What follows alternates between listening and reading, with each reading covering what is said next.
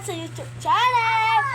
My name is Steffi, is Giovanni Iko, and yung YouTube channel niya, paki-comment po kung maganda po yung house namin. Wait lang.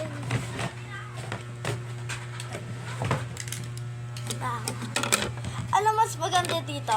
Ganda po kasi yung bangs ko. Ang pangit. Ano mas maganda dito? Itim? Itim? Or puti? Mas maganda. And hair band. Ano mas maganda dyan? Ito sana ang palipatin naman. Ngayon, ang bablog natin is may kukwento na naman po ako. Ito. Yung ano po namin, yung bubong po namin is butas-butas. And maayos naman po. Pero maganda po siya. May butas lang po. Tapos magulo pa yun dito. Kaso nilinisan po namin to bago namin to itour. Itutour ko to sa May 19 yata. May 19. Iba-vlog ko. Tapos manood na po ko sa May 19. Merong ganap po dito. May 19, May 4. Sa May 4 pa pala. Birthday ko po pala yun. Birthday ko. May 4 na lang po ang pakiantay. May ito na po, di ba? May 3 na po kinabukasan. Kinabukasan na manonood na kayo ang vlog ko. Gabi yung vlog ko eh. Gabi po. Sana po may managkintay. And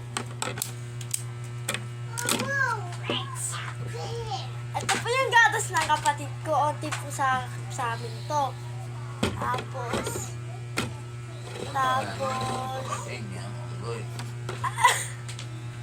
si Papa Pilay. Ayan po si Papa Pilay. Ito po yung kapatid ko. Ito po yung kapatid ko, magulo. Pinaluan niya. Maganda po ba? Pakirate po. Pakirate po yung ano niya po. Car. Ito yung gatas po. Kulang pa po sa kanya to. Parang dito po niya. Mauubos na po. At ngayon, pwede na po mag-ingay kasi wala na pong tulog. Yan. Yan na pwede na mag-ingay. Kaso lang po, ewan ko po kung may handa po ako sa May 4 or may ganap. Ewan po. Ibablog ko na lang po. Magsasabi na lang po ako sa YouTube kung may kami handa, mga umaga, sabihin ko po yun. Hindi ko pa kakalimutan yun. Kayo pa ba? At ngayon, gusto ko lang dumami yung followers ko katulad nila Sir Gavin. May nararating sa buhay. Pero po, ano po pa kasi yun?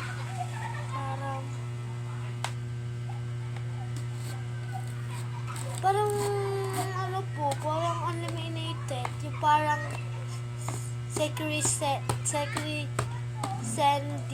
Secret sending. Basta po, maganda po. Sa May 4 po, ewan ko po kung may handa o wala. Basta mag-vlog. Gusto ko may narating sa buhay. Gusto ko may bahay na malaki. Ganun lang po. Gusto ko lang po. Para may maano naman po ako sa inyo. May mapatingin o ma-video para sa inyo. Manood po kayo.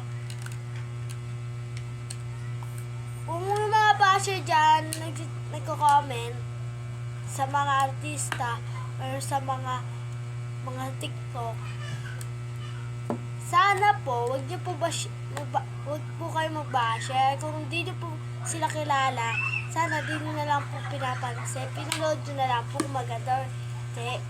Kapag hindi po maganda, wag nyo po panoorin.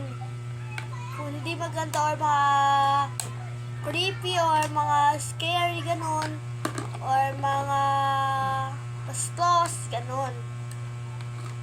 Huwag po kayo manood. Kung magbabasher lang kayo, wag naman nagbibideo kayo, magkakabasher kayo. Kasi binasher nyo sila eh. E di magiging basher ka rin. Kung yung mga basher ay walang nararating, yung mga nagbabashers dyan na walang nararating, ingit lang sila. Kaya, yung mga may basher dyan, wag nyo na lang pansinin. Kasi lalo patadami yung basher pag pinansin mo sila. Diba? Kung naman magiging basher ka, dapat wag mo na nga pansinin kung magiging basher ka or hindi. Kung magkakabasher ka, sabihin mo yung nararamdaman mo sa puso mo.